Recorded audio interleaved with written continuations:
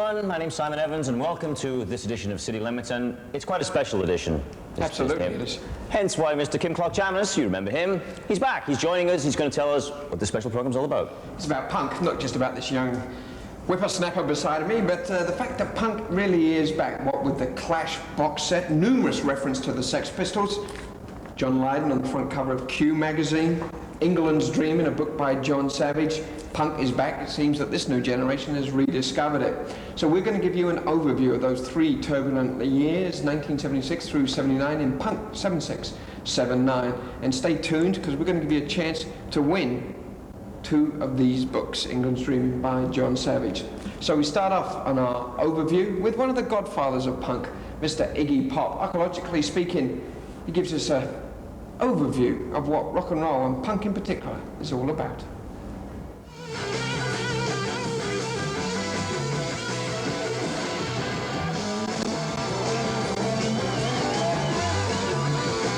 A near-to-truth tale of what I believe rock and roll is all about, which means a small hunting and gathering group, anthropologically speaking, right, of young men who get together out of nothing else but sheer desperation and go for it in a small town. That's how all rock and roll starts. And everybody knows this, from the Stones down, right? Isn't that true? Thank you very much. What is a punk, you know? Like when I grew up, I thought a punk was like somebody who once stole the hubcaps, you know?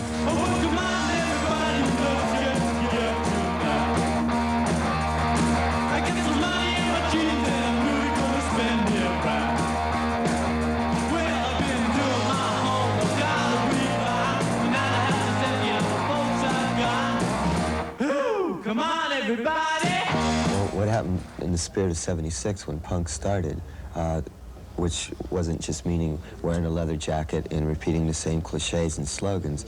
It was a definite attitude to it. Same as Eddie Cochran had, the early Stones. You could see it trail through the Detroit School of Music with Iggy and the MC5, Alice Cooper. The New York Dolls carried the fire for a while, and Jim Morrison. And it's then moved to punk. The whole idea was, for me, to tear down what was too big about music.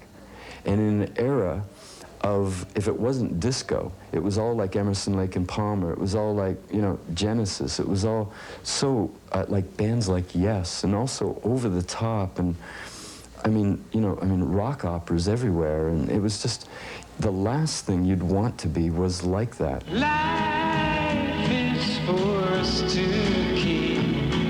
If you leave it now, you'll take away the biggest part of me. And all of a sudden, something came along that just sort of like ran that into the ground, and ran all like the rock starring and all the nights of cocaine and whatever, just squished it, you know? It was great. I got a feeling inside of me.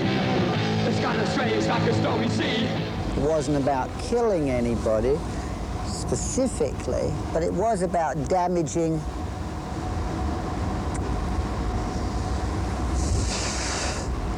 the gods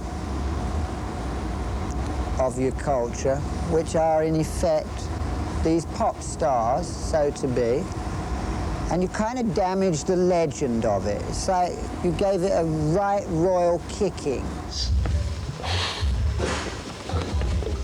A lot of bands started to be more independent and either promote it themselves or find someone more personally in touch with them to promote their gigs and that. Well, I think the English scene came out of the New York scene. It all started in New York. You know, everything was going on at CBGB's. I mean, that's where it all sort of got recognized.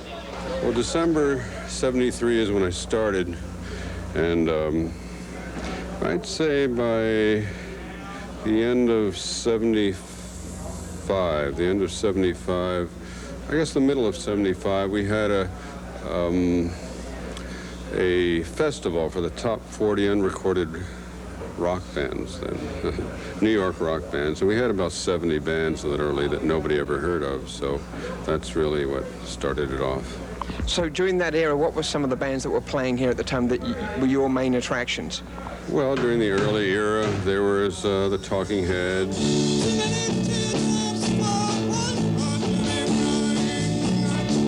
Television, the Ramones, and the Stilettos, from which Blondie came from, and then Blondie. Well, a girl should know better than I do.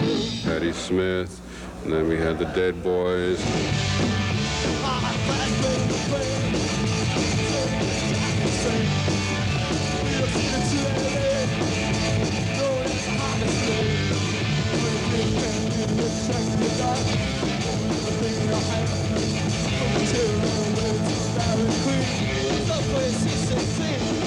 Yeah, with Dead Boys, it was more or less, we were bringing out just the physical aggression.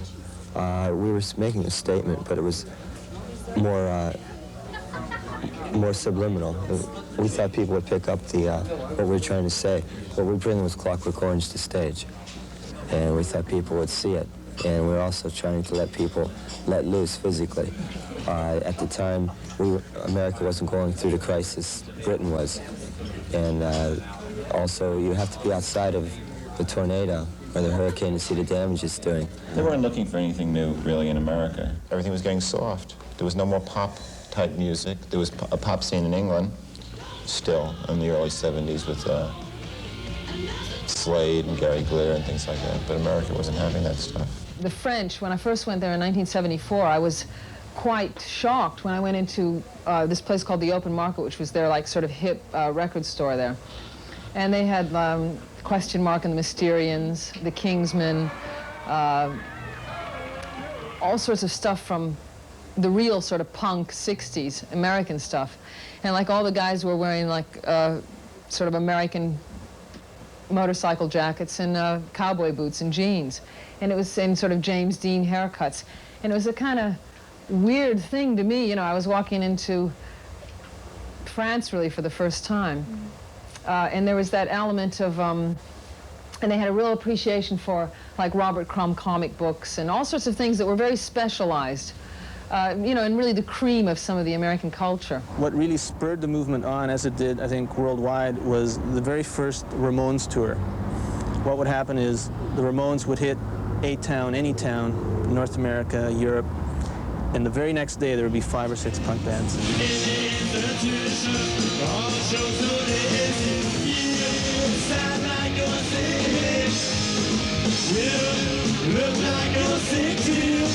We were the only people doing what we were doing. Nobody else was doing what we were playing. And when we went to England, they were listening to pub rock, Dr. Feelgood and stuff like that. And it wasn't until after we left, and we played 2 sold-out shows. And I guess the more hipper people, like the people that now are in the Clash and people like that, you know, they had gotten our import album and they were in tune to what we were doing. And after we left, the whole British invasion kicked off.